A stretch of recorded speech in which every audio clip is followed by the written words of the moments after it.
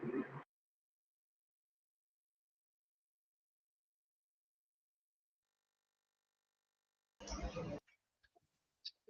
morning. Good morning, ma'am. Good morning, ma'am. Good morning, ma'am. Good morning, ma'am. Good morning. Good morning, ma'am. Good morning. എല്ലാവർക്കും good morning. എല്ലാവർക്കും text കിട്ടിയില്ലേ? ഇതാണ് ടെക്സ്റ്റിന്റെ കാര്യം പറയണ കേട്ടല്ലോ.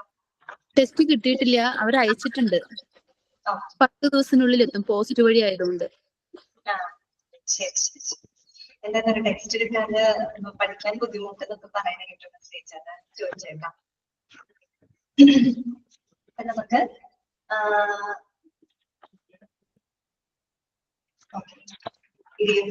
എല്ലാവരും മാക്സിമം പെട്ടെന്ന് തന്നെ ടെക്സ്റ്റ് മേടിക്കുക, അത് പ്രിന്റ് ചെയ്തിട്ട് സൂക്ഷിക്കുക. എക്കോ വരുന്നുണ്ട്, ശബ്ദത്തിന് എക്കോ വരുന്നുണ്ടോ? ചെറുതായിട്ടുണ്ട്. എക്കോ വരുന്നുണ്ട്, ഒരു മിനിറ്റ്.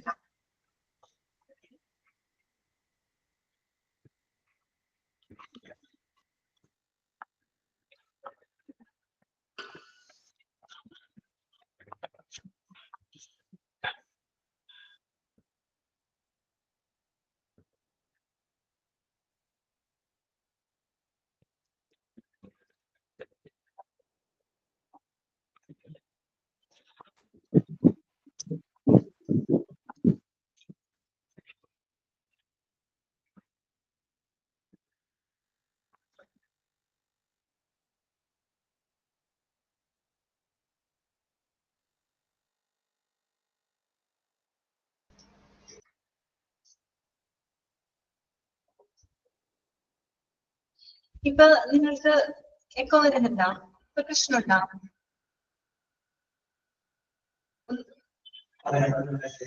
ഒന്ന് മെസ്സേജ് ഇട്ടാൽ മതി. ഓക്കെ ഇല്ലല്ലോ, ശരി.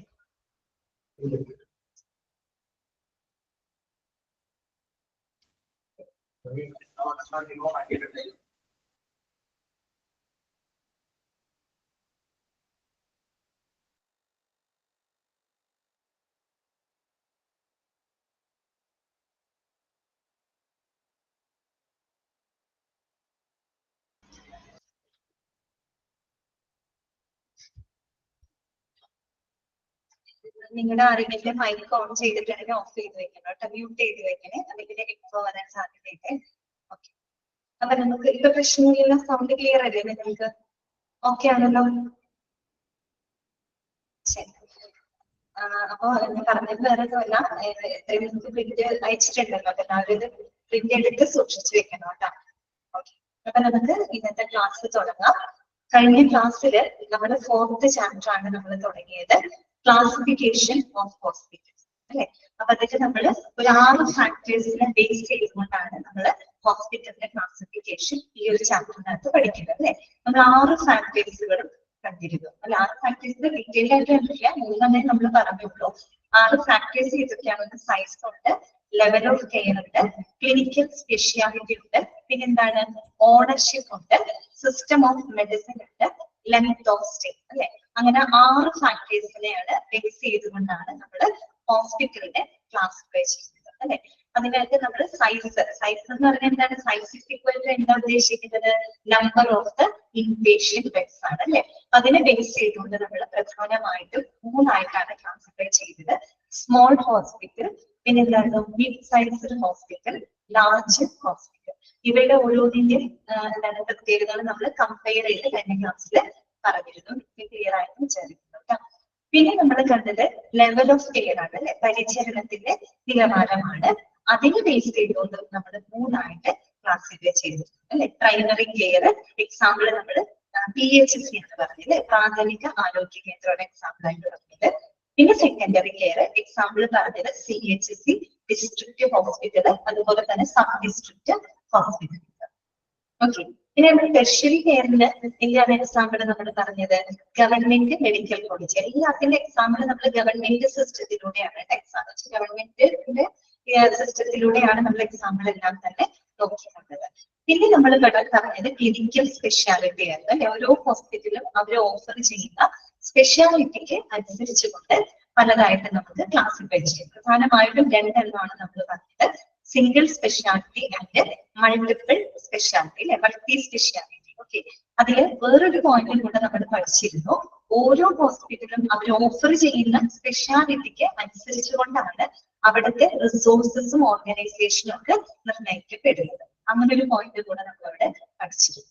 എല്ലാവരും നിങ്ങൾ വായിച്ചു നോക്കിയെന്ന് വിചാരിക്കുന്നു കേട്ടോ. വായിച്ചു നോക്കണം കേട്ടോ. എന്തെങ്കിലും ഡൗട്ട്സ് എന്തെങ്കിലും ചോദിക്കാം. ഓക്കെ, അപ്പൊ നമുക്ക് ഇന്നത്തെ ക്ലാസ് കണ്ടിന്യൂ ചെയ്യാം കേട്ടോ. സ്ക്രീൻ ഒന്ന് നോക്കണേ. ടെക്സ്റ്റ് കിട്ടാത്തവരുണ്ടല്ലോ, അവർക്ക് ബുദ്ധിമുട്ടാവണ്ട. സ്ക്രീൻ ഒന്ന് നോക്കുക. അത് കഴിഞ്ഞിട്ട് പിന്നെ നിങ്ങൾക്ക് ടെക്സ്റ്റ് കിട്ടുമ്പോൾ വായിച്ചു നോക്കിയാൽ മതി കേട്ടോ. അപ്പൊ ഇനി നമ്മള് 3 ഫാക്ടേഴ്സിനെ ബേസ് ചെയ്തുകൊണ്ടുള്ള ക്ലാസിഫിക്കേഷൻ ഒക്കെ വളരെ ഡീറ്റെയിൽ ആയിട്ട് കണ്ടു അല്ലെ. ഇനി നമുക്കൊരു 3 ഫാക്ടേഴ്സ് കൂടെ നമുക്ക് എന്ത് ചെയ്യാനുണ്ട്, ഡിസ്കസ് ചെയ്യാനുണ്ട്. അപ്പൊ നമുക്ക് 4ാമത്തെ ഫാക്ടറാണ് ഇനി നമ്മൾ കാണാൻ പോകുന്നത്. എന്താണത്? ഓണർഷിപ്പ് അല്ലെ. ഓണർഷിപ്പ് എന്ന് പറഞ്ഞാൽ എന്താണ് ഉദ്ദേശിക്കുന്നത്? ഉടമസ്ഥാവകാശം അല്ലെ. ഉടമസ്ഥാവകാശം നമുക്കറിയാവുന്ന കാര്യമാണ് അല്ലെ. എന്തായിരിക്കും അത്? ഗവൺമെന്റ് ഹോസ്പിറ്റലും പ്രൈവറ്റ് ഹോസ്പിറ്റലും. അതാണ് ഗവൺമെന്റ് ഓണർഷിപ്പിലുള്ള ഹോസ്പിറ്റലുണ്ട്, അതുപോലെ തന്നെ സ്വകാര്യ വ്യക്തികള് അല്ലെങ്കിൽ അവരുടെ പാർട്ണർഷിപ്പിലുള്ള ഹോസ്പിറ്റൽസ് ഒക്കെ നമ്മുടെ നാട്ടിലുണ്ട് അല്ലെ. അത് തന്നെയാണ് അതിന്റെ ക്ലാസിഫിക്കേഷൻ. ഏതാണത്? On the basis of the ownership a hospital can be classified as follows. എന്താണ്? പബ്ലിക് ഹോസ്പിറ്റൽ അല്ലെ. പബ്ലിക് ഹോസ്പിറ്റൽ എന്ന് പറഞ്ഞാൽ എന്താണ്? ഹോസ്പിറ്റൽ ഓൺഡ് ബൈ ഗവൺമെന്റ് അല്ലെ. ഗവൺമെന്റിന്റെ ഉടമസ്ഥാവകാശത്തിലുള്ള ഹോസ്പിറ്റൽ. അതെ സച്ചിൻ, കറക്റ്റ് ആണ്. രണ്ടാമത് എന്താണ്? പ്രൈവറ്റ് ഹോസ്പിറ്റൽസ് അല്ലെ. സ്വകാര്യ ആശുപത്രികൾ. എന്താണ്? Hospitals owned by the private individual or organisation അല്ലെ. സ്വകാര്യ വ്യക്തികളാവാം, അല്ലെങ്കിൽ ഏതെങ്കിലും സ്വകാര്യ ഓർഗനൈസേഷൻ കമ്പനി അങ്ങനെ എന്തെങ്കിലും ആവാം, അവരുടെ ഓണർഷിപ്പിലുള്ള ഹോസ്പിറ്റൽ. സിമ്പിൾ ആണ്. ഗവൺമെന്റ് ഹോസ്പിറ്റലും പ്രൈവറ്റ് ഹോസ്പിറ്റൽ. നമ്മൾക്ക് ഇവിടെ മെയിൻ ആയിട്ട് പഠിക്കാനുള്ളത് ഇവയ്ക്ക് ഓരോന്നിനും എക്സാമ്പിൾ കൊടുത്തിട്ടുണ്ട്. അത് നിങ്ങൾ കൃത്യമായിട്ട് പഠിച്ചിരിക്കുന്നു കേട്ടോ. നിങ്ങൾക്ക് ഡിസ്ക്രിപ്റ്റീവ് അല്ല എക്സാം, ഒബ്ജക്റ്റീവ് ടൈപ്പ് ക്വസ്റ്റ്യൻസ് ആണ്. അപ്പോ അറിയാലോ, ഒബ്ജക്റ്റീവ് ആവുമ്പോൾ നിങ്ങൾക്ക് എല്ലാത്തിനെയും കുറിച്ചുള്ള അത്യാവശ്യം ഒരു ധാരണ ഉണ്ടായിരിക്കണം. അപ്പൊ ഓരോ ഭാഗം ക്ലിയർ ചെയ്ത് പോവാട്ടോ. ഓപ്ഷൻ കറക്റ്റ് ചെയ്താണ് ഐഡന്റിഫൈ ചെയ്യാം, അത്രേ ഉള്ളൂ. അപ്പോ അതാണ് കേട്ടോ. എളുപ്പമാണ്, കുഴപ്പമില്ല. എക്സാം ഡിസ്ക്രിപ്റ്റീവ് അല്ല കേട്ടോ, ഒബ്ജക്റ്റീവ് ആണ്. ഓക്കെ, അപ്പൊ നമുക്ക് നോക്കാം. പബ്ലിക് ഹോസ്പിറ്റൽ അല്ലെ. നമ്മൾ പറയുന്നത് പബ്ലിക് ഹോസ്പിറ്റൽ എന്താണ്? Hospital owned by the government. എന്തൊക്കെ വരാം? ഗവൺമെന്റ് ഹോസ്പിറ്റൽ ഒന്നുമില്ലെങ്കിൽ സെൻട്രൽ ഗവൺമെന്റ് അല്ലെ, കേന്ദ്ര സർക്കാർ ആശുപത്രികളാവാം, സംസ്ഥാന സർക്കാർ ആശുപത്രികളാവാം, അതുപോലെ തന്നെ പൊതുമേഖല അല്ലെ, പൊതുമേഖലാ ആശുപത്രികളും ആവാം. അപ്പൊ അതൊക്കെയാണ് ഇവിടെ പറഞ്ഞിരിക്കുന്നത്. ഒന്നാമത്തെ എന്താണ്? Central government hospital. എന്താണ് central government hospital? Hospital managed by the central government, കേന്ദ്ര സർക്കാരിന്റെ ഉടമസ്ഥതയിലുള്ള ഹോസ്പിറ്റൽ. എക്സാമ്പിൾ പഠിച്ചിരിക്കുന്നു. എന്താണ് എക്സാമ്പിൾ പറയുന്നത്? എയിംസ്. എയിംസിന്റെ ഫുൾ ഫോം അറിഞ്ഞിരിക്കണം. എന്താണ് എയിംസിന്റെ ഫുൾ ഫോം? കുറെ പേർക്കൊക്കെ അറിയുന്നുണ്ടാവും അല്ലെ. എന്താണ്? അറിയാത്തവർ നോട്ട് ചെയ്ത് വെക്കാം കേട്ടോ. All India institute of medical science കേട്ടോ. എഴുതി വെക്കാം, അറിയാത്തവരാണ് കേട്ടിരിക്കുക കേട്ടോ. എന്താണ്? All India institute of medical science, AIIMS. പിന്നെ എന്താണ് പറയുന്നത്? PGI അല്ലെ. PGIയുടെ ഫുൾ ഫോം എന്താണ്? എന്താണ് PGI? Post graduate institute of medical education and research. കിട്ടിയോ നിങ്ങൾക്ക്? അറിയോ? അറിയാവുന്നവരാണോ? ക്ലിയർ ആവുന്നില്ലേ ക്ലാസ്? അറിയില്ല, ഒന്ന് എഴുതി വെക്കുക കേട്ടോ. എയിംസ് കിട്ടിയോ നിങ്ങൾക്ക്? എയിംസ് ഒന്നുകൂടി പറയാം. എയിംസിന്റെ ഫുൾ ഫോം എഴുതുക. All India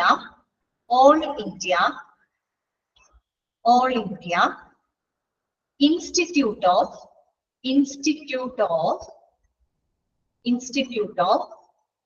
medical science.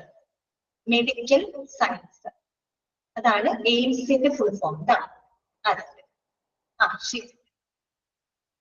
Okay, ഷിജിയ sample correct ആണ് കേട്ടോ.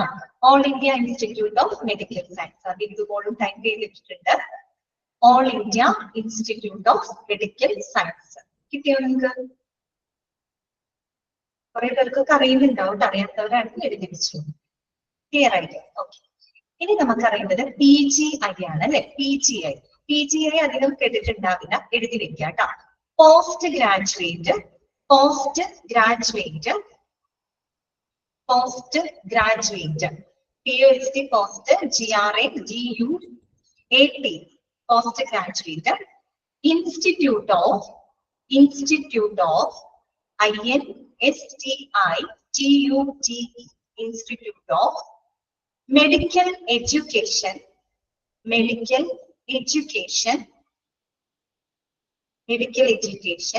and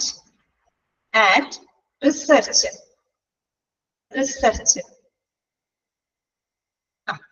post graduate institute of medical education and research. Correct ആണ് കേട്ടോ. ബിന്ദുമോളും ഷിജിക സാമ്പിളൊക്കെ ടൈപ്പ് ചെയ്തിട്ടുണ്ട്. കിട്ടാത്തത് എഴുതിക്കോട്ടോ. Post graduate institute of medical education and research. അതാണ് PGIയുടെ ഫുൾ ഫോം കേട്ടോ. പിന്നെ എയിംസ് നമ്മൾ പറഞ്ഞു, all India institute of medical science. Okay ആണല്ലോ, എല്ലാവർക്കും കിട്ടിയില്ലേ? അപ്പൊ അതാണ് ഇന്ത്യൻ എക്സാമ്പിള്, സെൻട്രൽ ഗവൺമെന്റ് ഹോസ്പിറ്റലിന്റെ എക്സാമ്പിള്. കാര്യം എന്താണ്, അത്തരം ഹോസ്പിറ്റല് ആരുടെ ഉടമസ്ഥാവകാശത്തിലാണ്? ആരാണ് അതിന്റെ കാര്യങ്ങൾ ഫണ്ട് ചെയ്യുന്നത്? സെൻട്രൽ ഗവൺമെന്റ് ആണ് അല്ലെ, കേന്ദ്ര സർക്കാരാണ് കേട്ടോ. ക്ലിയർ ആണല്ലോ? ഓക്കെ. രണ്ടാമത്തത് ഇപ്പൊ കേന്ദ്ര സർക്കാർ കഴിഞ്ഞു. ഇനി നമുക്ക് നോക്കേണ്ടത് എന്താണ്? സംസ്ഥാന സർക്കാർ അല്ലെ, സ്റ്റേറ്റ് ഗവൺമെന്റ് ആണ്. ഓക്കെ. അപ്പൊ സ്റ്റേറ്റ് ഗവൺമെന്റ് ഹോസ്പിറ്റൽ എന്ന് പറഞ്ഞാൽ എന്തായിരിക്കും? Those managed by the state government such as, example ഏതാണ്? ഡിസ്ട്രിക്ട് ഹോസ്പിറ്റൽസ് അല്ലെ, ജില്ലാ ആശുപത്രികൾ. അത് ആരാണ് ഫണ്ട് ചെയ്തത്? കേരളം. നമ്മുടെ കേരളത്തിലുള്ള സ്റ്റേറ്റിൽ ഉണ്ടാവും അല്ലെ, നമ്മൾക്കറിയാലോ സ്റ്റേറ്റ് ഗവൺമെന്റ് ഹോസ്പിറ്റൽ അല്ലെ, സംസ്ഥാന സർക്കാരിന്റെ ഉടമസ്ഥാവകാശത്തിലുള്ള ഹോസ്പിറ്റലാണ്. എക്സാമ്പിൾ ഏതാണ്? ജില്ലാ ആശുപത്രികൾ കേട്ടോ, ഡിസ്ട്രിക്ട് ഹോസ്പിറ്റൽസ്. ക്ലിയർ ആണല്ലോ? ഓക്കെ. അടുത്തത് മൂന്നാമത്തെയാണ് നമ്മൾ പറയുന്നത് മുനിസിപ്പൽ ഹോസ്പിറ്റൽസ് എന്ന് പറഞ്ഞാൽ എന്താണ്? താലൂക്ക് ആശുപത്രികളാണ് കേട്ടോ, താലൂക്ക് ആശുപത്രികൾ. അതാരാണ് മാനേജ് ചെയ്യുന്നത്? Those managed by the district administration, ജില്ലാ ഭരണകൂടം അല്ലെ. ജില്ലാ ഭരണകൂടം എന്ന് പറയുമ്പോൾ നമ്മളൊരു സ്റ്റേറ്റിന് അതിലേക്ക് ജില്ലയിലോട്ട് ഇറങ്ങി ചെല്ലുമ്പോഴാണ് അല്ലെ ജില്ലാ ഭരണകൂടം മാനേജ് ചെയ്യുന്നത്. നമ്മുടെ കേരള അഡ്മിനിസ്ട്രേഷനിലെ ഏറ്റവും ബേസിക് യൂണിറ്റ് ആണ് അല്ലെ ഡിസ്ട്രിക്ട് അഡ്മിനിസ്ട്രേഷൻ എന്ന് പറയുന്നത്, ജില്ലാ ഭരണകൂടം. അവര് കൈകാര്യം ചെയ്യുന്നെങ്കിൽ അവരുടെ ഓണർഷിപ്പിലുള്ളതാണ് നമ്മുടെ താലൂക്ക് ആശുപത്രികൾ അല്ലെ, മുനിസിപ്പൽ ഹോസ്പിറ്റൽസ്. ക്ലിയർ ആണല്ലോ? എല്ലാവർക്കും മനസ്സിലാവുന്നില്ലേ ഞാൻ പറയുന്നത്? കുഴപ്പമില്ലല്ലോ? ക്ലിയർ ആവില്ല, ഇനി ചോദിക്കണം കേട്ടോ. ശരി ശരി. അപ്പൊ ഇനി നെക്സ്റ്റ് വരുന്നതാണ് PSU ഹോസ്പിറ്റൽ. ഇതാണ് PSU. എഴുതി വെച്ചോളൂ. PSU നിങ്ങൾ കേട്ടിട്ടുണ്ടോ? Public sector undertaking. ഇതാണ് പബ്ലിക് സെക്ടർ അണ്ടർടേക്കിംഗ്. അതെ, ശ്രീലക്ഷ്മി കറക്റ്റ് ആണ് കേട്ടോ. പബ്ലിക് സെക്ടർ അണ്ടർടേക്കിംഗ് എന്ന് വെച്ചാൽ എന്താണ്? പൊതുമേഖലാ സ്ഥാപനങ്ങൾ കേട്ടോ, പൊതുമേഖലാ സ്ഥാപനങ്ങൾ. അറിയാത്തവർ എഴുതി വെച്ചോളൂ. അതിൽ വേറെ വിഷമൊന്നും വിചാരിക്കേണ്ട. PSU എന്ന് പറയുന്നത് പബ്ലിക് സെക്ടർ അണ്ടർടേക്കിംഗ് കേട്ടോ, പൊതുമേഖലാ സ്ഥാപനങ്ങൾ. പൊതുമേഖലാ ആശുപത്രികളുണ്ട്. നമുക്കറിയാം നമ്മുടെ ഇന്ത്യയിലെ ഏറ്റവും വലിയ പൊതുമേഖലാ സ്ഥാപനം ഏതാണ്? ഇന്ത്യൻ റെയിൽവേ ആണ് അല്ലെ, റെയിൽവേ ആണ്. ഈ പൊതുമേഖലാ സ്ഥാപനം എന്ന് പറയുമ്പോൾ എക്സാമ്പിൾ പറയാം കേട്ടോ. പൊതുമേഖലാ സ്ഥാപനം എന്ന് പറയുമ്പോൾ ഒന്നില്ലെങ്കിൽ സെൻട്രൽ ഗവൺമെന്റ് ആയിരിക്കും, ഐദർ സെൻട്രൽ ഗവൺമെന്റ് ആയിരിക്കും ഫണ്ട് ചെയ്തിട്ടുണ്ടാവുക, അല്ലെങ്കിൽ ഒരു സ്റ്റേറ്റ് ഗവൺമെന്റ് ഉണ്ടാവാം, അതല്ലെങ്കിൽ ഇവ രണ്ടും കൂടെ ഫണ്ട് ചെയ്തിട്ടായിരിക്കും കേട്ടോ. അതിനെയാണ് നമ്മുടെ പൊതുമേഖലാ കമ്പനികൾ, സ്ഥാപനങ്ങൾ. അപ്പൊ റെയിൽവേ ഹോസ്പിറ്റൽ എക്സാമ്പിൾ ആണ്, അതാണ് അവിടെ പറയുന്നത് കേട്ടോ.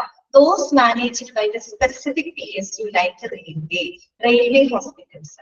നമ്മുടെ എറണാകുളത്തുണ്ട്, റീജിയണൽ റെയിൽവേ ഹോസ്പിറ്റൽ ഒക്കെ എറണാകുളത്തുണ്ട് കേട്ടോ. അപ്പൊ അവിടെ എന്ന് പറയുമ്പോൾ റെയിൽവേ എംപ്ലോയീസിന് മാത്രമല്ല, അങ്ങനെ ചിന്തിക്കേണ്ട. റെയിൽവേ എംപ്ലോയീസിന് മാത്രമല്ല, സാധാരണക്കാർക്ക് ഒരു ട്രീറ്റ്മെന്റ് കൊടുക്കുന്നുണ്ട്. പക്ഷെ ഈ റെയിൽവേ എംപ്ലോയീസിന് കുറെ കൂടെ പ്രിവിലേജസ് ഉണ്ടായിരിക്കും, ആനുകൂല്യങ്ങൾ ഉണ്ടായിരിക്കും. ഓക്കെ. നമുക്കറിയാം നമ്മുടെ ഇന്ത്യയിലെ ഏറ്റവും വലിയ പൊതുമേഖലാ സ്ഥാപനം റെയിൽവേ ആണ്, ഇന്ത്യൻ റെയിൽവേ ആണ്. റെയിൽവേയുടെ ഓണർഷിപ്പിലുള്ള റെയിൽവേ ഹോസ്പിറ്റൽസ് PSU ഹോസ്പിറ്റലിലെ എക്സാമ്പിൾ ആണ് കേട്ടോ. ഓക്കെ. പിന്നെന്താ പറയുന്നത്? Call India limited. Call India limited ഒരു പൊതുമേഖലാ സ്ഥാപനമാണ്. അത് നമ്മുടെ കേരളത്തിൽ അതിന്റെ ഹോസ്പിറ്റലൊന്നുമില്ല, ഓർമ്മ ശരിയാണെങ്കിൽ ആസാമിലുണ്ടെന്ന് തോന്നുന്നു. ആസാമില് നിങ്ങൾ പഠിച്ചു വെക്കാം. PSU ഹോസ്പിറ്റൽ എന്ന് പറഞ്ഞാല് those managed by the specific PSU ആണ്. ലൈക്ക് എക്സാമ്പിൾ ഏതാണ്? റെയിൽവേ, അതുപോലെ കോൾ ഇന്ത്യ ലിമിറ്റഡ് ഓണർഷിപ്പിലുള്ള ഹോസ്പിറ്റൽസ് കേട്ടോ.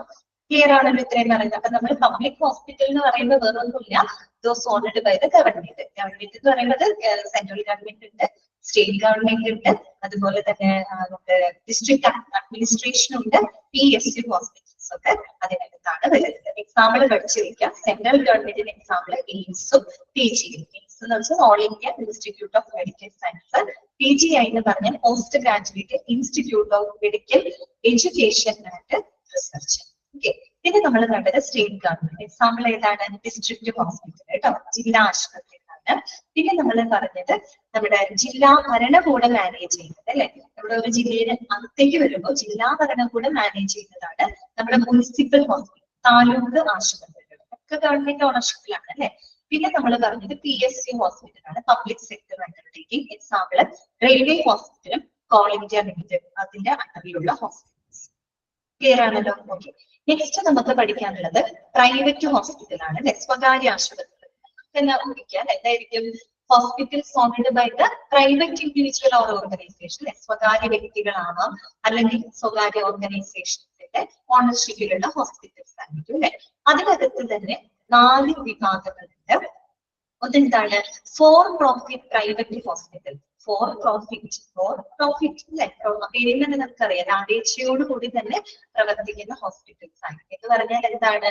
The hospital that have the business purpose, അല്ലെ, ബിസിനസ് പർപ്പസോട് കൂടി പ്രവർത്തിക്കുന്ന ഹോസ്പിറ്റലുകളെയാണ് നമ്മൾ ഫോർ പ്രോഫിറ്റ് ഹോസ്പിറ്റൽ. ലാഭമാണ് അവരുടെ പ്രധാനപ്പെട്ട ലക്ഷ്യം എന്ന് പറയുന്നത്. ഓക്കെ, അടുത്തത് എന്താണ്? Individual or partnership. ഒരു വ്യക്തിയാവാം, സ്വകാര്യ വ്യക്തികളാവാം, അല്ലെങ്കിൽ 2-3 വ്യക്തികൾ കൂടിയിട്ട് ഒരു പങ്കാളിത്തത്തോടുകൂടി ഒരു പാർട്ട്ണർഷിപ്പിലുള്ള ഹോസ്പിറ്റൽസ് ആയിരിക്കാം. എന്താണ്? Hospital that are owned by the individual or in partnership. സ്വകാര്യ വ്യക്തികളോ അല്ലെങ്കിൽ പങ്കാളിത്തത്തോട് തുടങ്ങുന്ന ഹോസ്പിറ്റൽസ്, അത് അതിനകത്താണ് വരുന്നത്. പിന്നെ എന്താണ്? Corporate hospital. കോർപ്പറേറ്റീവ് ഹോസ്പിറ്റൽ അല്ലാണ്ട് അത് വേറെയാണ്, ഇത് കോർപ്പറേറ്റ്. രണ്ട് വ്യത്യാസമുണ്ട്. കോർപ്പറേറ്റ് ഹോസ്പിറ്റൽ എന്ന് പറഞ്ഞാൽ കോർപ്പറേറ്റ് കമ്പനികൾ അല്ലെ, അവരുടെ ഓണർഷിപ്പിലുള്ള അല്ലെങ്കിൽ അവർ മാനേജ് ചെയ്യുന്ന ഹോസ്പിറ്റൽസ് ആയിരിക്കും. The hospitals owned by the private company. വലിയ കോർപ്പറേറ്റ് കമ്പനികളുടെയൊക്കെ ഉടമസ്ഥാവകാശത്തിലുള്ള ഹോസ്പിറ്റൽ. അതിനെയാണ് നമ്മൾ കോർപ്പറേറ്റ് ഹോസ്പിറ്റൽ എന്ന് പറയുന്നത്. നിങ്ങൾ വിചാരിക്കുന്നത് മറ്റേ കോപ്പറേറ്റീവ് ഹോസ്പിറ്റൽ ഉണ്ട്, സഹകരണ ആശുപത്രി. അത് ശരിക്കും പറഞ്ഞൊരു അർദ്ധ സർക്കാരാണ് കേട്ടോ. അതില് കുറച്ച് ഗവൺമെന്റും ഫണ്ട് ചെയ്യുന്നുണ്ട്, പിന്നെ ചില ലോക്കൽ ബോഡീസും കൂടെ ഫണ്ട് ചെയ്തുകൊണ്ട് പ്രവർത്തിക്കുന്നുണ്ട് കോപ്പറേറ്റീവ്. അത് നമുക്ക് പൂർണ്ണമായിട്ടും ഗവൺമെന്റ് എന്ന് പറയാൻ പറ്റില്ല, പൂർണ്ണമായിട്ടും പ്രൈവറ്റ് ആണെന്ന് പറയാൻ പറ്റില്ല. അർദ്ധ സർക്കാരാണ് കേട്ടോ സഹകരണ ആശുപത്രികള്. ഇവിടെ പറഞ്ഞത് കോർപ്പറേറ്റ് ആണ് കേട്ടോ, മാറിപ്പോകട്ടെ. പിന്നെ ലാസ്റ്റ് വരുന്നത് എന്താണ്? Not for profit hospital. നമ്മൾ തുടക്കം ഒരു ഫോർ പ്രോഫിറ്റ് പറഞ്ഞാൽ നേരെ വിപരീതമായിരിക്കും അല്ലെ. നോട്ട് ഫോർ പ്രോഫിറ്റ് ഹോസ്പിറ്റൽ, അതായത് ലാഭേച്ഛയില്ലാതെ, ലാഭം ലക്ഷ്യമാക്കാതെ പ്രവർത്തിക്കുന്ന ചില ഹോസ്പിറ്റൽ. ലാഭം ലക്ഷ്യമാക്കില്ല എന്ന് പറഞ്ഞാൽ എന്ത് ഉദ്ദേശിക്കുന്നത്? It is A charitable service ആയിട്ടായിരിക്കും അല്ലെ, ഒരു ചാരിറ്റബിൾ സർവീസ് ആയിട്ടായിരിക്കും അത്തരം ഹോസ്പിറ്റൽസുകൾ പ്രവർത്തിക്കുന്നത്. നമുക്ക് വായിക്കാം. The hospitals owned by NGO. NGOയുടെ ഒക്കെ ഫുൾ ഫോം നോട്ട് ചെയ്ത് വെക്കണം കേട്ടോ. Non government organisation. ഇതാണ് NGO. ഇതാണ് non governmental organisation. Non governmental organisation ഇതാണ് NGO എന്ന് പറയുന്നത്. ഗവൺമെന്റ് അല്ലാതെ. പിന്നെ എന്താണ്? Or charitable organisation. ഒരു ചാരിറ്റബിൾ ഓർഗനൈസേഷൻ ആയിട്ട് പ്രവർത്തിക്കുക. Do not have a business purpose connected with. Business purpose ഇല്ല, പറഞ്ഞ ലാഭേച്ഛയില്ലാതെ പ്രവർത്തിക്കുന്നതാണ്. എക്സാമ്പിൾ നമ്മുടെ അമൃതകൃപ ചാരിറ്റബിൾ ട്രസ്റ്റ് ഒക്കെ എക്സാമ്പിൾ ആണ് കേട്ടോ. ശരിക്കും ഹോസ്പിറ്റൽ എന്ന് പറയുന്ന കൺസെപ്റ്റ് ഒരു ലാഭമല്ല, അവിടെ ചാരിറ്റബിൾ സർവീസ് ആയിട്ടാണ്. പക്ഷെ ഇന്നത്തെ കാലത്ത് അങ്ങനെയാണെന്ന് നമുക്ക് കൂടുതലായിട്ട് പറയാൻ പറ്റില്ല അല്ലെ. അത് ക്ലിയർ ആയിട്ട് ഇത്രയേ ഉള്ളൂ കേട്ടോ. അപ്പൊ നമ്മൾ ഓണർഷിപ്പിനെ ബേസ് ചെയ്തിട്ട് രണ്ടായിട്ടാണ് ക്ലാസിഫൈ ചെയ്തത്: പബ്ലിക് ഹോസ്പിറ്റൽ, പ്രൈവറ്റ് ഹോസ്പിറ്റൽ. അതായത് ഗവൺമെന്റ് ആശുപത്രി, സ്വകാര്യ ആശുപത്രികൾ. ഗവൺമെന്റിന് അടുത്ത് തന്നെ സെൻട്രൽ ഗവൺമെന്റിന്റെ എക്സാമ്പിൾ എയിംസും PGIസും, സ്റ്റേറ്റ് ഗവൺമെന്റ് ആണെങ്കിൽ ഡിസ്ട്രിക്ട് ഹോസ്പിറ്റൽ, താലൂക്ക് ജില്ലാ ആശുപത്രികള്. പിന്നെ നമ്മൾ പറഞ്ഞത് മുനിസിപ്പൽ ഹോസ്പിറ്റൽ ആണ്, താലൂക്ക് ആശുപത്രികളാണ്. അതാരാണ് മാനേജ് ചെയ്യുന്നത്? ഡിസ്ട്രിക്ട് അഡ്മിനിസ്ട്രേഷൻ ആണ് കേട്ടോ, ജില്ലാ ഭരണകൂടമാണ്. പിന്നെ നമ്മൾ അതിനകത്ത് കണ്ടത് PSU ഹോസ്പിറ്റൽ ആണ്, പബ്ലിക് സെക്ടർ അണ്ടർടേക്കിംഗ്. എക്സാമ്പിൾ നമ്മുടെ റെയിൽവേ ഹോസ്പിറ്റൽസ്, പിന്നെ കോൾ ഇന്ത്യ. പിന്നെ നമുക്ക് ഇത് പറയാം കേട്ടോ, ESI ഹോസ്പിറ്റലിലെ employees state insurance hospital, ESI hospital, അതൊക്കെ അതിന് എക്സാമ്പിൾ ആണ് കേട്ടോ, PSUന്റെ എക്സാമ്പിൾ ആണ്. പിന്നെ നമ്മൾ കണ്ടത് പ്രൈവറ്റ് ഹോസ്പിറ്റൽ ആണ്. പേരിൽ തന്നെ നമുക്ക് മനസ്സിലാക്കാം, സ്വകാര്യ വ്യക്തികളോ അല്ലെങ്കിൽ പങ്കാളിത്തത്തോട് കൂടിയിട്ടുള്ള ഹോസ്പിറ്റൽസ് ആണ്. അതിനകത്ത് വരുന്നത് ഒന്ന് ഫോർ പ്രോഫിറ്റ് ഹോസ്പിറ്റൽ. പേരിൽ തന്നെ അറിയാം, പ്രോഫിറ്റിന് വേണ്ടിയിട്ടാണ്. സോ ഇറ്റ് ഈസ് എന്താണ് owned by the private hospital, business പർപ്പസിന് വേണ്ടിയിട്ടുള്ളതാണ് ഫോർ പ്രോഫിറ്റ്. ഓക്കെ, പിന്നെ നമ്മൾ നോട്ട് ഫോർ പ്രോഫിറ്റ് ഉണ്ട്. ദാറ്റ് മീൻസ് ഒരു ചാരിറ്റബിൾ സർവീസ് പോലെ പ്രവർത്തിക്കുന്ന ഹോസ്പിറ്റൽ ഉണ്ട്, കോർപ്പറേറ്റ് ഹോസ്പിറ്റൽ ഉണ്ട്, പിന്നെ അതല്ലാണ്ട് സ്വകാര്യ വ്യക്തികൾ തുടങ്ങുന്നതോ അല്ലെങ്കിൽ കുറച്ച് പേരുടെ പങ്കാളിത്തത്തോടുകൂടി തുടങ്ങുന്ന ഇൻഡിവിജ്വൽ ഓർ പാർട്ണർഷിപ്പ്. അത്രയും പഠിച്ചാൽ മതി. ഓക്കെ എന്നെല്ലാം ക്ലിയർ അല്ലേ? സിമ്പിൾ അല്ലേ ഇതൊക്കെ?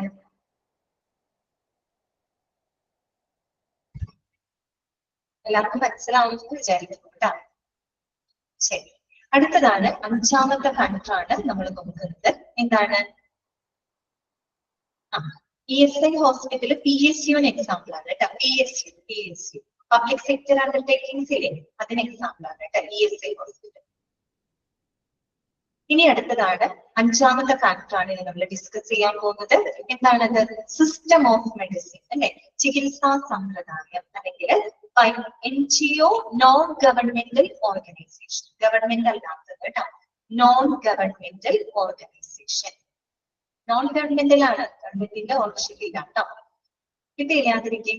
ഓക്കെ, ഇനി അടുത്തതാണ് സിസ്റ്റം ഓഫ് മെഡിസിൻ, അതായത് വൈദ്യശാസ്ത്ര രീതി, ചികിത്സാ രീതി. ഇതൊക്കെ നമുക്ക് അറിയാവുന്ന കാര്യങ്ങളാണ് കേട്ടോ. ഒന്നുമില്ല, എന്തായിരിക്കും നമുക്കറിയാം. അലോപ്പതി മരുന്നുകളുണ്ട്, ആയുർവേദമുണ്ട്, ഹോമിയോപ്പതി ഉണ്ട്, യുനാനി ഉണ്ട്. കേട്ടിട്ടില്ലേ? നാച്ചുറോപ്പതി, ഇങ്ങനെയൊക്കെ നിങ്ങൾ കേട്ടിട്ടില്ലേ? അത് തന്നെയാണ് അതിന്റെ ക്ലാസിഫിക്കേഷൻ. അവിടെ എന്തിനെ ബേസ് ചെയ്തുകൊണ്ടാണ്? സിസ്റ്റം ഓഫ് മെഡിസിൻ അല്ല, ചികിത്സാ രീതിക്ക് അനുസരിച്ചുകൊണ്ടാണ് നമ്മൾ ക്ലാസിഫൈ ചെയ്തിരിക്കുന്നത്. അത് ജസ്റ്റ് വായിക്കാവുന്ന കാര്യമുള്ളൂ കേട്ടോ. In the modern world, allopathy as a system of medicine is mainly used as a system of medicine. ഒരു system of medicine അതില്ല. In the modern world, allopathy is mainly used as a system of medicine. However, in India, Ayurveda, homeopathy, and Unani are also acknowledged system of medicine and preferred by the many people. അല്ലെ, നമ്മളുടെ ഏറ്റവും കൂടുതൽ എന്താണ്? അലോപ്പതിയാണ്. അലോപ്പതിയാണ് ഉള്ളത്. അതുകൂടാണ്ട് ആയുർവേദം ഉണ്ട്, homeopathy ഉണ്ട്, പിന്നെ ഈ പറയുന്ന യുനാനി, ഇങ്ങനെയുള്ള ചികിത്സാ സമ്പ്രദായങ്ങളെല്ലാം തന്നെ നമ്മുടെ ഇന്ത്യയിൽ നിലവിലുണ്ട് അല്ലെ, നിലവിലുണ്ട്. കൂടുതൽ ആളുകളും അതിൽ അത്തരം ചികിത്സ നേടുന്നതിൽ തൽപരരായിട്ടുള്ള ആളുകളുമുണ്ട് അല്ലെ. ചിലർക്ക് അലോപ്പതിയോട് വലിയ താല്പര്യം ഉണ്ടാകും, ചിലർക്ക് പൊതുവെ എന്തായിരിക്കും? ആയുർവേദമായിരിക്കും. മറ്റു ചിലരായിട്ട് ചിലപ്പോൾ ഹോമിയോപ്പതി ആയിരിക്കും അവര് കൂടുതലും ഓക്കെയുണ്ട്. പക്ഷെ നമുക്ക് പെട്ടെന്ന് എന്തെങ്കിലും ഒരു അവസ്ഥ വന്ന് ക്യൂർ ആവണമെങ്കിൽ നമ്മൾ എന്തിനെ തന്നെ ആശ്രയിക്കേണ്ടതായിട്ട് വരും? അലോപ്പതിനെ തന്നെ ആശ്രയിക്കേണ്ടതായിട്ട് വരും അല്ലെ. അപ്പൊ ആയുർവേദ എന്നൊക്കെ പറയുമ്പോൾ നമ്മൾ ഇനി നിങ്ങൾ ഹിസ്റ്ററി ഓഫ് ഹോസ്പിറ്റൽസ് ഒക്കെ പഠിക്കും. അപ്പൊ നമുക്ക് അതിനെ കുറിച്ച് കൂടുതൽ ഡീറ്റെയിൽസ് മനസ്സിലാവും കേട്ടോ. ആയുർവേദ പണ്ട് കാലത്ത് നമ്മുടെ പരമ്പരാഗത അല്ലെ, നമ്മുടെ ഭാരത സംസ്കാരത്തിന്റെ ഭാഗമായിട്ടുള്ള ഒരു വൈദ്യശാസ്ത്ര രീതിയാണ് ആയുർവേദ എന്ന് പറയുന്നത്. പിന്നെ ഹോമിയോപ്പതി അറിയാതെ നിങ്ങൾക്ക്, ഹോമിയോപ്പതിയിലെ ഫസ്റ്റ് വേറെ ഒന്നുമല്ല, നമ്മുടെ ബോഡിക്ക് തന്നെ ക്യൂർ ചെയ്യാനുള്ള ഒരു കഴിവുണ്ട് എന്നുള്ള ആ ഒരു ബിലീഫ് നിൽക്കുന്ന ഒരു സിസ്റ്റം ഓഫ് മെഡിസിൻ ആണ് ഹോമിയോപ്പതി എന്ന് പറയുന്നത് കേട്ടോ.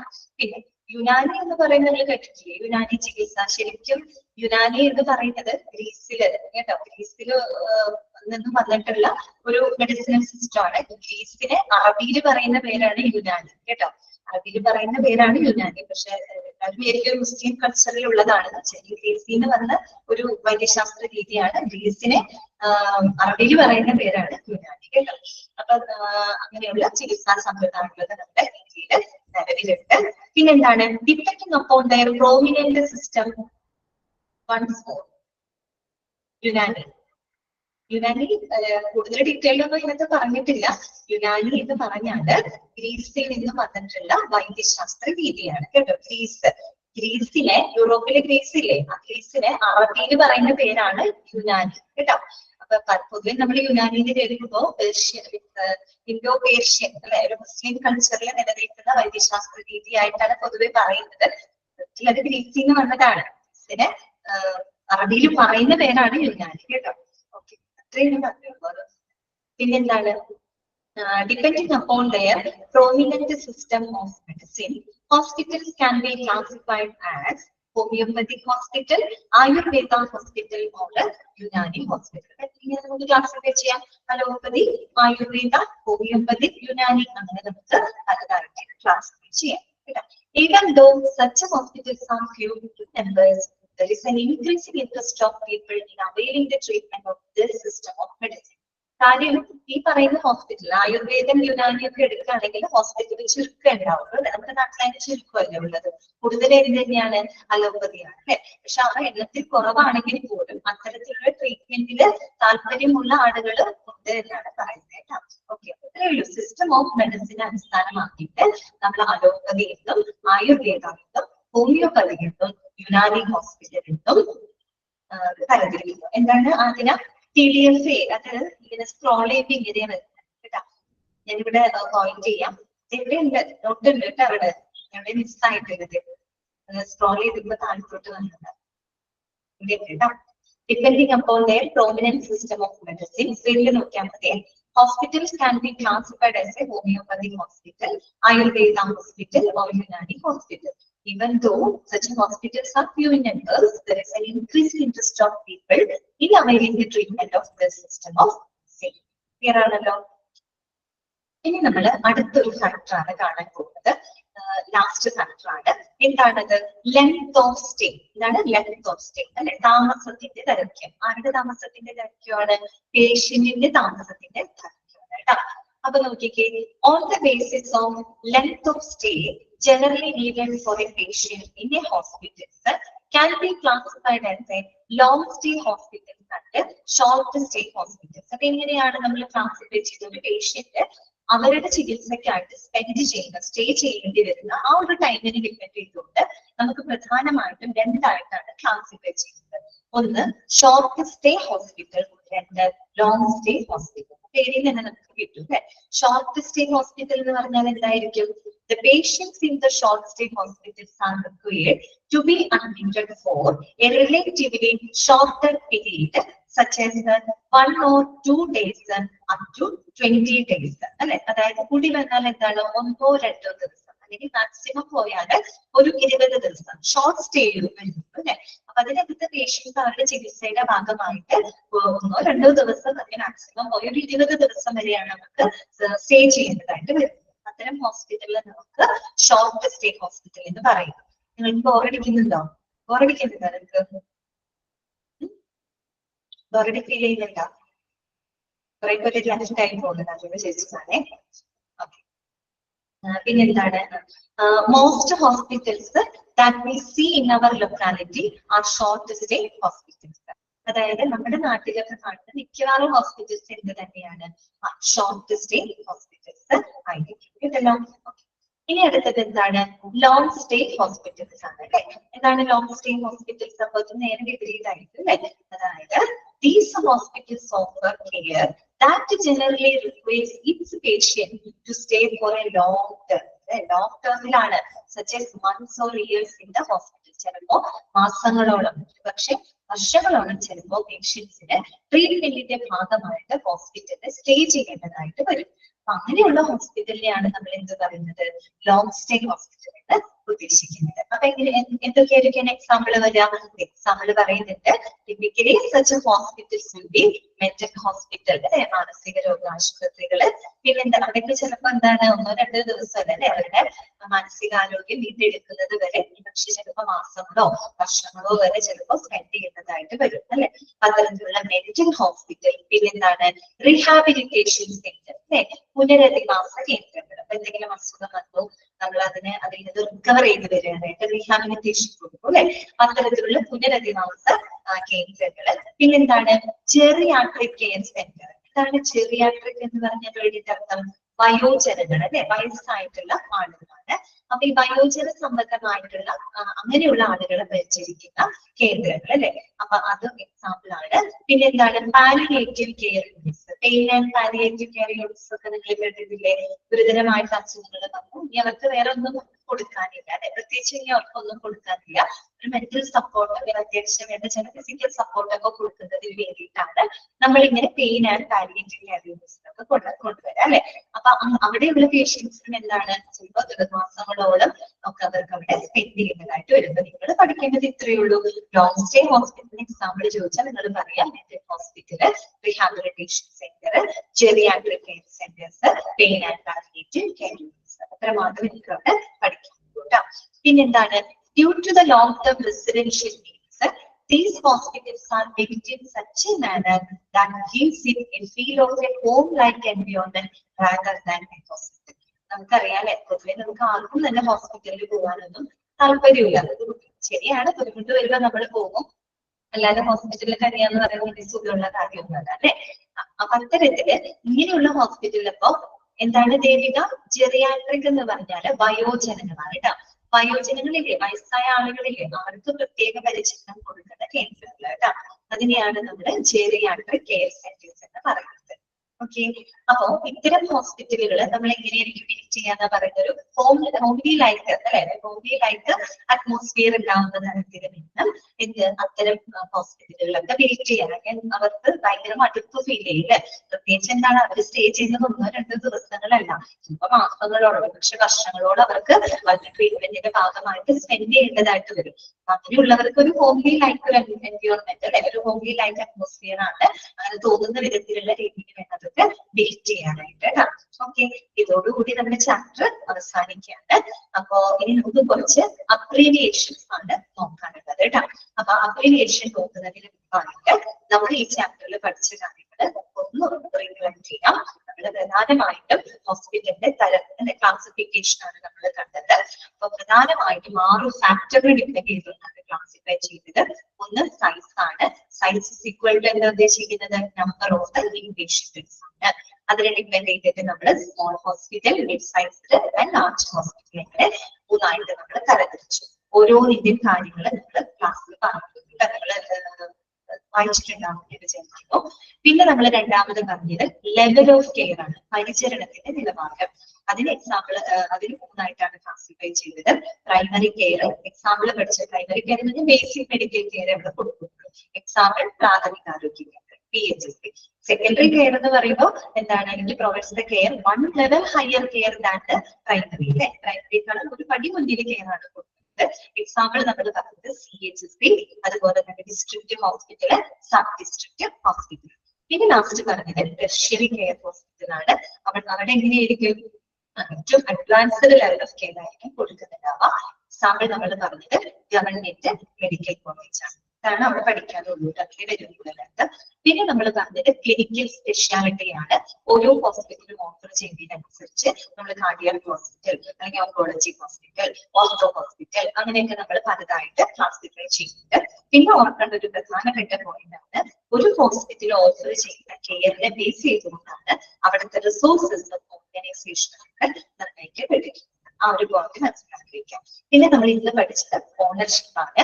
ഉടമസ്ഥാവകാശത്തിന് ബേസ് ചെയ്തിട്ട് നമ്മൾ പബ്ലിക് ഹോസ്പിറ്റലിൽ നിന്നും പ്രൈവറ്റ് ഹോസ്പിറ്റലിൽ നിന്നും രണ്ടായി തരംതിരിച്ചു. പബ്ലിക് ഹോസ്പിറ്റൽ എന്ന് പറഞ്ഞാൽ ഓwned ബൈ ദ ഗവൺമെന്റ് ആണ്. എക്സാമ്പിൾ സെൻട്രൽ ഗവൺമെന്റ്, എക്സാമ്പിൾ എയ്ഡ്സും PGIs. സ്റ്റേറ്റ് ഗവൺമെന്റ് ഓണർഷിപ്പ് ആണെങ്കിൽ ഡിസ്ട്രിക്ട് ഹോസ്പിറ്റൽസ്. പിന്നെ നമ്മൾ പറഞ്ഞത് നമ്മുടെ ഡിസ്ട്രിക്ട് അഡ്മിനിസ്ട്രേഷൻ മാനേജ് ചെയ്യുന്ന ഹോസ്പിറ്റൽ എക്സാമ്പിൾ ആണ് മുനിസിപ്പൽ ഹോസ്പിറ്റൽ, താലൂക്ക് ആശുപത്രികള്. പിന്നെ കണ്ടത് PSU ഹോസ്പിറ്റൽ ആണ്, എക്സാമ്പിൾ റെയിൽവേ ഹോസ്പിറ്റൽ. പിന്നെ ഓൾ ഇന്ത്യ ലിമിറ്റഡ്. പിന്നെ നമ്മുടെ ESI employee state insurance hospital. Private hospital എന്ന് പറയുമ്പോൾ അതിന്റെ അണ്ടറിൽ നമ്മൾ ഫോർ പ്രോഫിറ്റ് പഠിച്ചു, നോട്ട് ഫോർ പ്രോഫിറ്റ് പഠിച്ചു, കോർപ്പറേറ്റ് ഹോസ്പിറ്റൽസ് പഠിച്ചു, പിന്നെ ഇൻഡിവിജ്വൽ ഓർ പാർട്ണർഷിപ്പ് ഹോസ്പിറ്റൽസ് പഠിച്ചു. ക്ലിയർ ആണല്ലോ. പിന്നെ നമ്മൾ കണ്ടത് സിസ്റ്റം ഓഫ് മെഡിസിൻ ആണ്. അത് വൈദ്യശാസ്ത്ര രീതി അടിസ്ഥാനപ്പെടുത്തിയിട്ട് നമ്മൾ allopathy hospital, Ayurveda hospital, homeopathy hospital, Unani hospital എന്നിങ്ങനെ നമുക്ക് തരംതിരിക്കാം. ജനറൽ ഒരു അവയർനെസ് മാത്രമാണ് കേട്ടോ നിങ്ങൾക്ക് കിട്ടുന്നത്. പിന്നെ നമ്മൾ കണ്ടത് ലെങ്ത് ഓഫ് സ്റ്റേ ആണ്. ലെങ്ത് ഓഫ് സ്റ്റേ, താമസത്തിന്റെ ദൈർഘ്യം രണ്ടായിട്ടാണ് നമ്മൾ ക്ലാസിഫൈ ചെയ്തത്. ഷോർട്ട് സ്റ്റേ ഹോസ്പിറ്റൽസും ലോങ് സ്റ്റേ ഹോസ്പിറ്റൽസും. ഷോർട്ട് സ്റ്റേ എന്ന് പറയുമ്പോൾ അവിടെ പേഷ്യൻസ് ട്രീറ്റ്മെന്റ് ചെയ്തിരിക്കുന്നത് 1 or 2 days or maximum up to 20 days ആണ്. എക്സാമ്പിൾ നമുക്ക് പറയാവുന്നത് most of the hospitals in our locality ആണ് ഷോർട്ട് സ്റ്റേ. നമ്മൾ പിന്നെ കണ്ടത് ലോങ് സ്റ്റേ ഹോസ്പിറ്റൽ ആണ്. അവിടെ ട്രീറ്റ്മെന്റ് എടുക്കുന്നത് സെവറൽ മന്ത്സ് ഓർ ഇയേഴ്സ് ആയിരിക്കും. എക്സാമ്പിൾ പഠിച്ചിരിക്കാം. ഇതൊക്കെയാണ് നമ്മൾ പറഞ്ഞത്: pain and palliative care unit, geriatric care centre, പിന്നെ എന്താണ് മെന്റൽ ഹോസ്പിറ്റൽ, റീഹാബിലിറ്റേഷൻ സെന്റർ. ഇത്രയുള്ള ചാപ്റ്ററിനകത്ത് പഠിക്കാനായിട്ട്. ഇനി നമുക്ക് കുറച്ച് അബ്രീവിയേഷൻസ് കാണാം, ചുരുക്കെഴുത്തുകളാണ് നമുക്ക് കാണാം. നിങ്ങൾക്ക് മെഡിക്കൽ ടെർമിനോളജി എന്ന് പറഞ്ഞിട്ട് വലിയൊരു ചാപ്റ്റർ ഉണ്ട് കേട്ടോ. ആ വലിയൊരു ചാപ്റ്റർ ആണ്. അത് മൊഡ്യൂൾ 1-ന് തന്നെയാണ് വരുന്നത്. അതിനകത്ത് ഒരുപാട് അബ്രീവിയേഷൻസ് പഠിക്കാനുണ്ട് കേട്ടോ. ഇത് കുറച്ച് നമുക്ക് ഇപ്പൊ തന്നെ നോക്കാം. അതിനാ ജെറിയാട്രിക് എന്ന് പറഞ്ഞാല് വയോജനങ്ങള്, അതായത് വയസ്സായ ആളുകളിലെ വാർദ്ധക്യ സഹജമായിട്ടുള്ള ആളുകൾക്ക് പരിചരണം കൊടുക്കുന്നത് കേട്ടോ. ജെറിയാട്രിക്, ജെറിയാട്രിക് മീൻസ് വയോജനങ്ങള് കേട്ടോ, വയസ്സായ ആളുകൾ. പ്രായമുള്ള ആൾക്കാരില്ലേ പറഞ്ഞിട്ടാ. അപ്പൊ നോക്കാം അബ്രീവിയേഷൻസ് പഠിച്ചു വെക്കണം കേട്ടോ. PHSC എന്ന് പറഞ്ഞാൽ പ്രൈമറി ഹെൽത്ത് സെന്റർ കേട്ടോ, പ്രാഥമിക ആരോഗ്യ കേന്ദ്രം. നമ്മൾ ഇതിനകത്ത് പഠിച്ചതാണ് അല്ലെ. പിന്നെ FHC പ്രൈമറി ഹെൽത്ത് സെന്റർ എന്ന് പറയുമ്പോൾ പ്രാഥമിക ആരോഗ്യ കേന്ദ്രം. നമുക്ക് എല്ലാവരും അറിയാം അല്ലെ, നമ്മുടെ നാട്ടിലൊക്കെ ഓരോ വാർഡുകളിൽ ഉണ്ടാവും ഒരു പ്രൈമറി ഹെൽത്ത് സെന്റർ ഉണ്ടായിരിക്കും അല്ലെ, പ്രാഥമിക ആരോഗ്യ കേന്ദ്രം ഉണ്ടായിരിക്കും. പിന്നെ എന്താ പറയുക, അതൊരു പ്രൈമറി ട്രീറ്റ്മെന്റ് ആണ് അല്ലെ. പറഞ്ഞൊരു ഫസ്റ്റ് എയ്ഡ് പോലുള്ള ട്രീറ്റ്മെന്റ്സുകൾ മാത്രമേ ഇവിടെ പ്രൊവൈഡ് ചെയ്യുന്നുള്ളൂ. അതിൽ കൂടുതൽ വലിയ സൗകര്യങ്ങളൊന്നും ഉണ്ടായിരിക്കില്ല അല്ലെ. ഇനി അടുത്തത് എന്താണ് FHC എന്താണ്? ഫാമിലി ഹെൽത്ത് സെന്റർ അഥവാ കുടുംബാരോഗ്യ കേന്ദ്രം. കുടുംബാരോഗ്യ കേന്ദ്രം എന്ന് പറഞ്ഞാൽ പ്രൈമറി ഹെൽത്ത് സെന്റർ പോലെ തന്നെ, പക്ഷെ അവരെക്കാളും കുറെ കൂടെ സമഗ്രമായിട്ടുള്ള ട്രീറ്റ്മെന്റും സേവനങ്ങളും ഒക്കെ കൊടുക്കുന്നതാണ് FHC എന്ന് പറയുന്നത് കേട്ടോ, ഫാമിലി ഹെൽത്ത് സെന്റർ. അടുത്തതാണ് CPHC എന്താണ്? Comprehensive primary health care. Comprehensive എന്ന് പറഞ്ഞാൽ ഉദ്ദേശിക്കുന്നത് വിപുലമായിട്ടുള്ള അല്ലെ, സമഗ്രമായിട്ടുള്ള രീതിയിൽ ഹെൽത്ത് കെയർ കൊടുക്കുന്ന സെന്റർ കേട്ടോ. CPHC comprehensive primary health care. അടുത്തതാണ് സ്വാഡ് എന്നാണ് കേട്ടോ. J ആണ് ലാസ്റ്റ് കൊടുത്തിരിക്കുന്നത്. J അല്ല വരുന്നത്, D ആണ് കേട്ടോ. സ്വാഡ് എന്ന് വെച്ചാൽ എന്താണ്?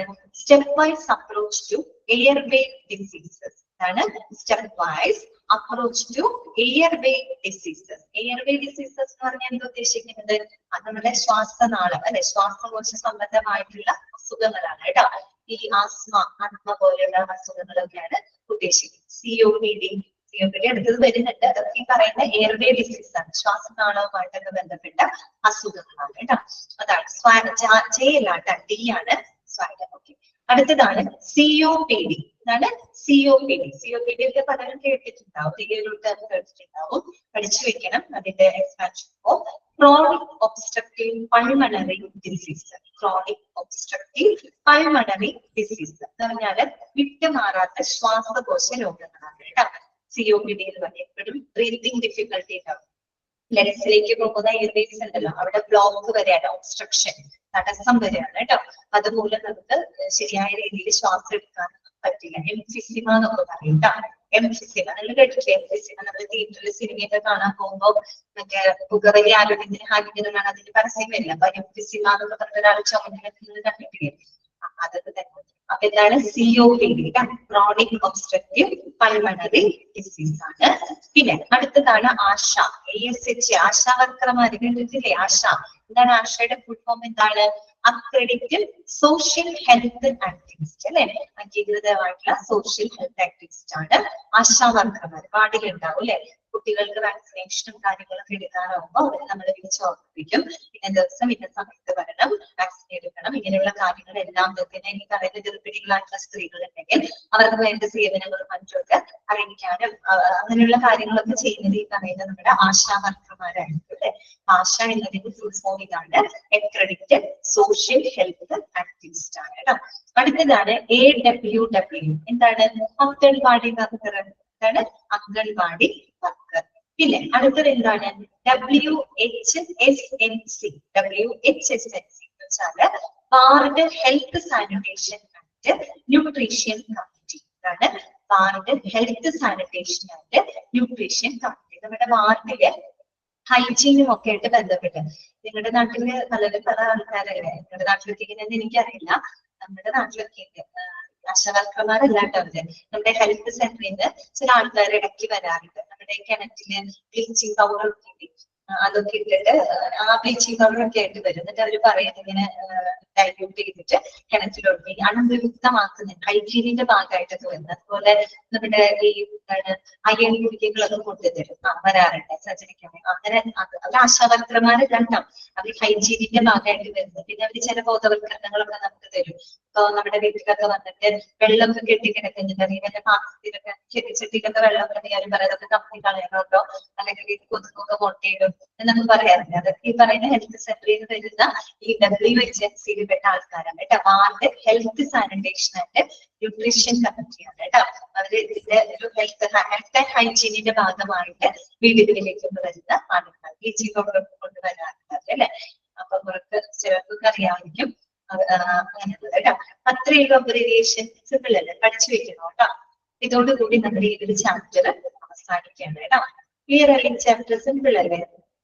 പഠിക്കാൻ എളുപ്പമാണ് കേട്ടോ. കുറച്ച് പോയിന്റ്സേ ഉള്ളൂ ഇതിനകത്ത്. അപ്പൊ നമുക്ക് ഈ ഒരു ചാപ്റ്റർ നമുക്ക് ജസ്റ്റ് ഒന്ന് തുടങ്ങി വെക്കാം കേട്ടോ. കൂടുതലൊന്നും നമ്മൾ പോകുന്നില്ല. അടുത്ത ചാപ്റ്റർ അത്യാവശ്യം വലിയൊരു ചാപ്റ്റർ ആണ് കേട്ടോ. ഈ ഒരു ചാപ്റ്റർ വെച്ച് നമുക്ക് വേണമെങ്കിൽ കുറെ നാളിരിക്കാൻ പറ്റും. അതിലൊരു ചാപ്റ്റർ ആണിത്. ഓക്കെ, അപ്പൊ നമുക്ക് നോക്കാം. വെറുതെ ഒന്ന് തുടങ്ങി വെക്കാം കേട്ടോ. പതുക്കെ പതുക്കെ നമുക്ക് ഇതിലേക്ക് കയറാം. 5ാമത്തെ ചാപ്റ്റർ ആണ്.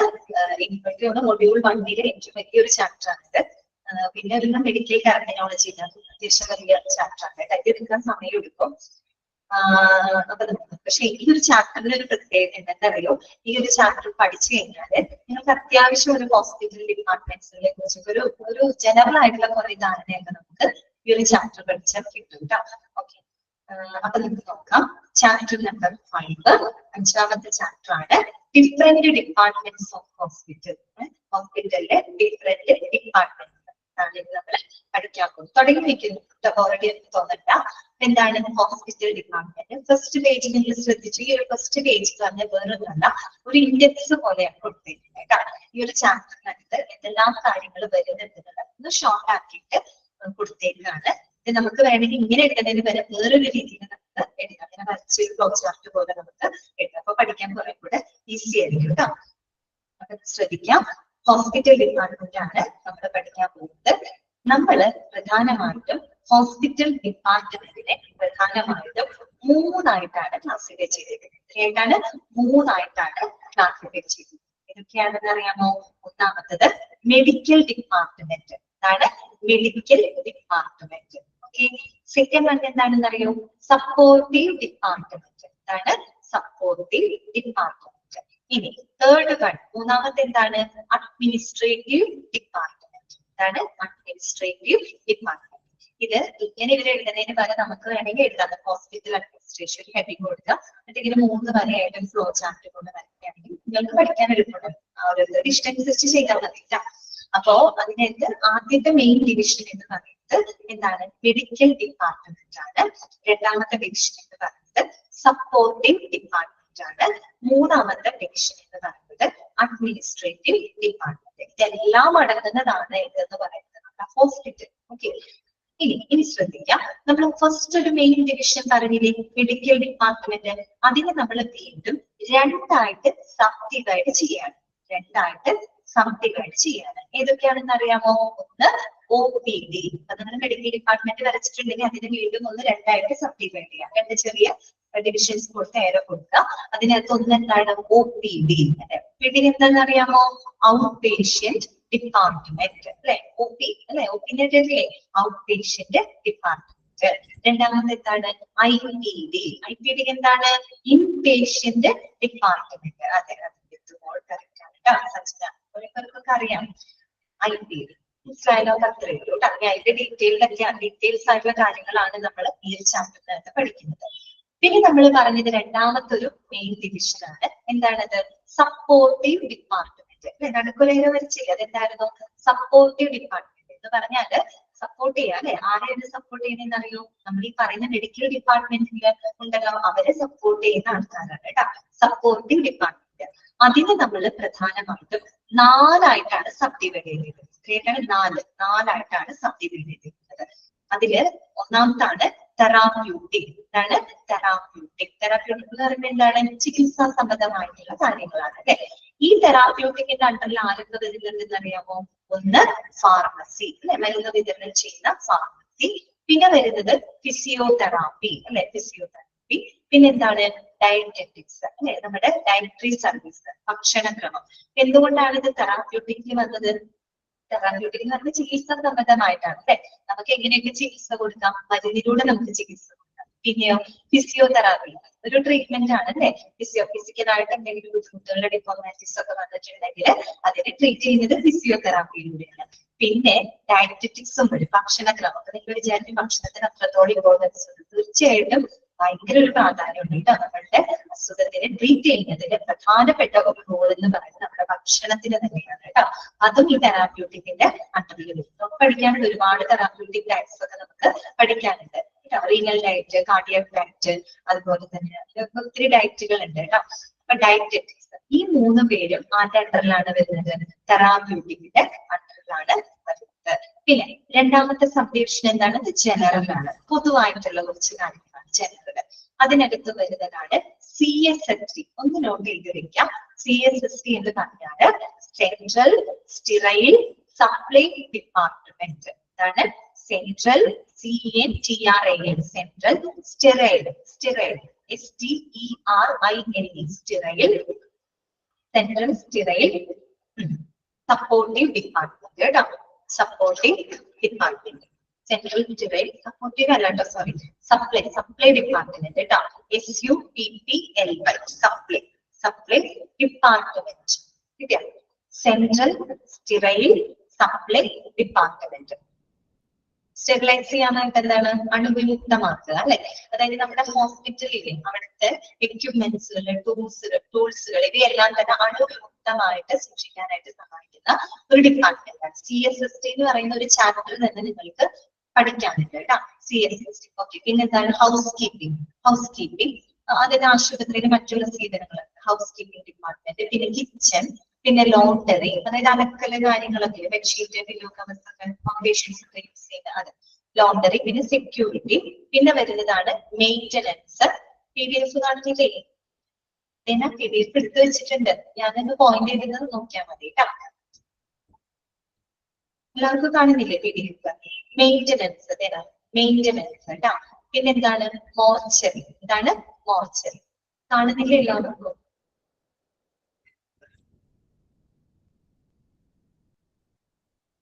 ഇപ്പൊ ജനറലിനകത്ത് വരുന്നതാണ് CSST, ഹൗസ് കീപ്പിംഗ്, അതുപോലെ എന്താണ് ലോണ്ടറി, സെക്യൂരിറ്റി, മെയിന്റനൻസ്, മോർച്ചറി കേട്ടോ.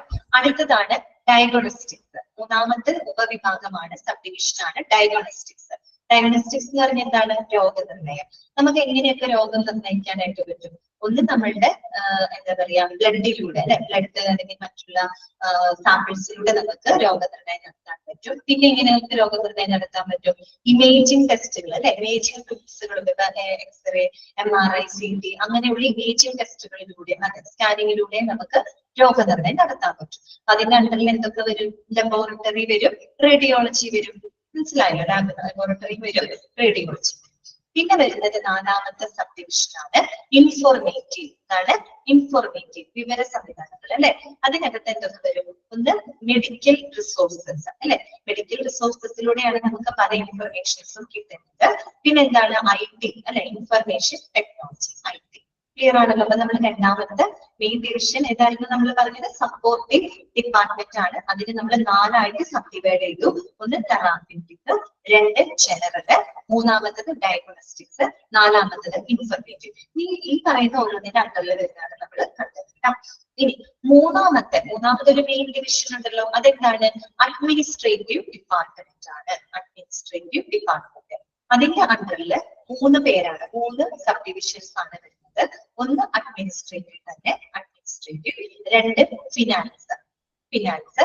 മൂന്നാമത്തത് ഹ്യൂമൻ റിസോഴ്സ്, HR ഡിപ്പാർട്ട്മെന്റിൽ അത് ഹ്യൂമൻ റിസോഴ്സ്. ക്ലിയർ ആണല്ലോ? ഓക്കെ. അപ്പൊ നമ്മള് ഒന്ന് ജസ്റ്റ് മൊത്തത്തിലൊന്നൊരു ഔട്ട്ലൈൻ ഉണ്ടാക്കി എടുക്കുകയാണ്. എന്നിട്ട് നമ്മൾ ആ ചാപ്റ്ററിലേക്ക് കടക്കുന്നത്. അപ്പൊ നമുക്ക് ഹോസ്പിറ്റൽ ഡിപ്പാർട്ട്മെന്റിനെ പ്രധാനമായിട്ടും 3 ആയിട്ടാണ് ക്ലാസിഫൈ ചെയ്യുന്നത്. ഒന്ന് medical department, 2 supporting department, 3 administrative department.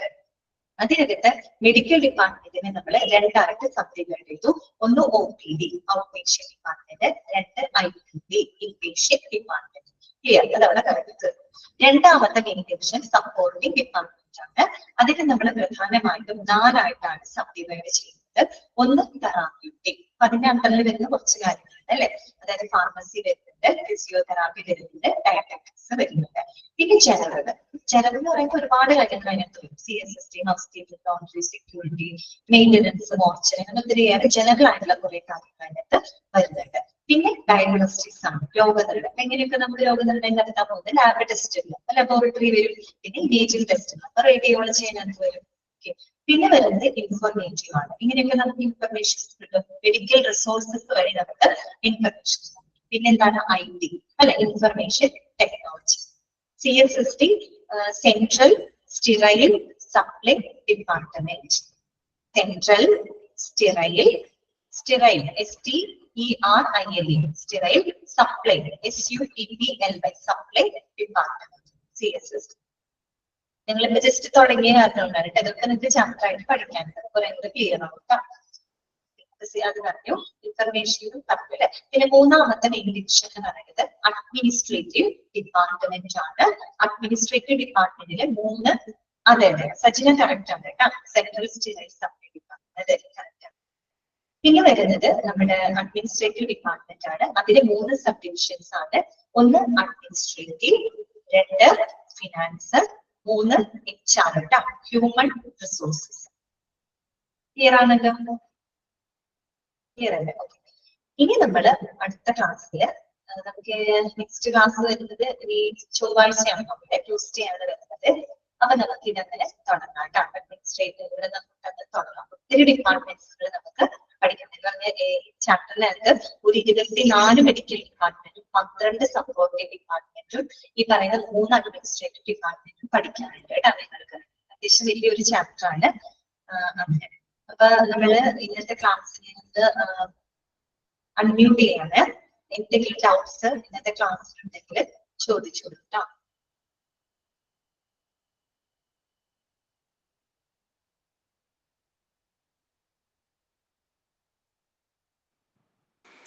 Thank you ma'am. അതാണ്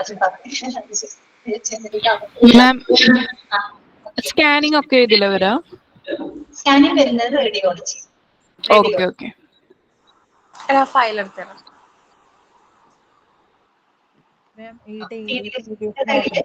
നിങ്ങൾ നോട്ട് ചെയ്ത് വെക്കണം കേട്ടോ. PDF നോട്ട് ഉണ്ടല്ലോ. PDF നിങ്ങൾക്ക് കിട്ടും അല്ലെ? അടുത്ത നിങ്ങൾക്ക് കിട്ടുന്നല്ലേ പറഞ്ഞത്. അതിന് നോക്കിക്കോളൂ കേട്ടോ. പഠിക്കണമെങ്കിൽ എന്തായാലും നമുക്ക് PDF ആവശ്യമായിട്ട് വരുന്നുണ്ടോ? മാം ഈ മൊഡ്യൂൾ 1, 2 എന്നുള്ളതാണ് നമ്മൾ എടുക്കേണ്ടത്. ശരിക്കും എങ്ങനെയാണ് മൊഡ്യൂൾ 4 മൊഡ്യൂൾസ് ഉണ്ട്. 4 മൊഡ്യൂൾസിനെ നിങ്ങൾ എടുക്കണം കേട്ടോ. 4 മൊഡ്യൂൾസിനെ നിങ്ങൾക്ക് എടുക്കണം. ഇപ്പൊ നമ്മൾ പഠിക്കുന്നത്